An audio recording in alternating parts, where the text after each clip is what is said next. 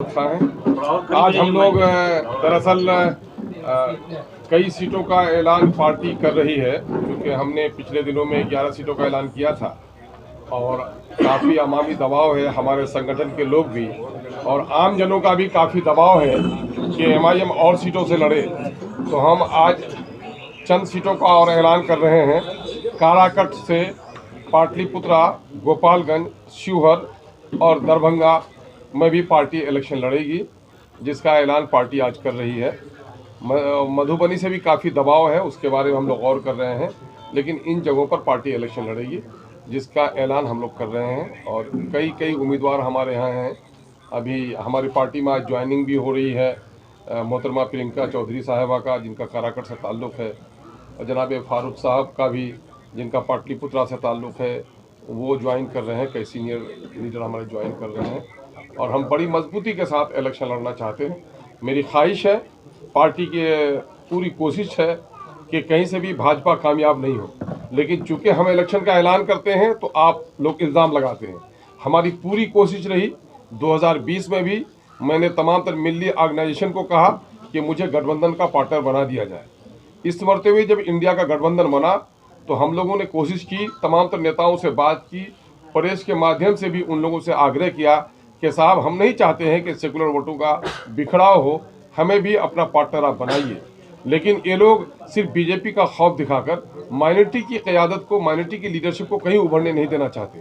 हालांकि MIM अपने ticket के बंटवारे में पिछले दिनों में भी हमने इलेक्शन लड़ा था, तो ऐसा कुछ भी नहीं था कि हमने नॉन माइनॉरिटी को वोट नहीं दिया, ये टिकट नहीं दिया। हमने यादव को टिकट दिया, हमने दलितों को टिकट दिया है। अब की बार भी जो हम MP के इलेक्शन के लिए जिन सीटों का ऐलान कर रहे हैं, हम 50% वहाँ जो टिकट्स हैं वो हम नॉन मुस्लिम्स को देंगे। इसलिए कोई इल्ज़ाम हम पर नहीं लगा सकता है कि हम कोई ख़ास जमात और समूह की बात कर रहे हैं। हमने इंडिया गठबंधन के लोगों से बार बार गुजारिश की। बहुत सारी हमारी जो मुस्लिम संगठन हैं, मुस्लिम तंजीमें हैं, इन लोगों को भी यह खदशा रहता था कि हमारे आने से सेकुलरों का बिखराव होगा। इन लोगों से भी गुजारिश की कि आप भी हमारे लिए वकालत कीजिए कि हम सेकुलरों का बिखराव नहीं चाहते हैं, लेकिन हम अपने वजूद को बाकी रखना चाहते हैं। क्या मुस्लिम लीडरशिप के लिए कोई गुंजाइश नहीं है बिहार में?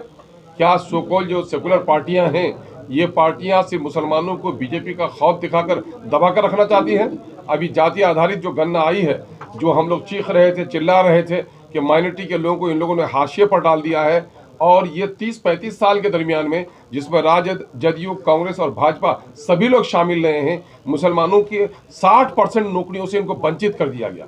जाहिर है कि बिहार में इस वक्त नौकरियां सलाहियत पर मिलती हैं। चूँकि मुस्लिम अक़लियत के लोग पसमानदा हैं, पिछड़े हो गए हैं, गरीब हो गए हैं, उनका एजुकेशनल अपलिफ्टमेंट नहीं हुआ है, तो उनको विशेष वो रिजर्वेशन दिया जाए, उसकी बात भी सरकार नहीं सुन रही है। जो OBC लिस्ट में जो रिजर्वेशन का शेयर है, वो शेयर भी उनको नहीं दिया जा रहा है। और आज किसी से ये बात ढकी छुपी नहीं है कि नौकरियां अब सलाहियत से ज़्यादा पैरवी पर बिहार में मिल रही हैं।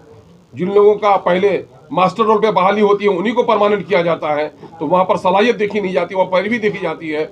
इसलिए और जहाँ अभी जो आई है, जो आर्थिक आंकड़े आए हैं जाति आधारित गणना में, उसमें ये दिखाया गया है कि जिन जिन क्षेत्रों में मुसलमानों की आबादी है, वो क्षेत्र ज़्यादा पिछड़ा रहा है, वहाँ पलायन ज़्यादा हुआ है, वहाँ गरीबी ज़्यादा रही है, वहाँ पर नाना किस्म की बीमारियाँ ज़्यादा रही हैं।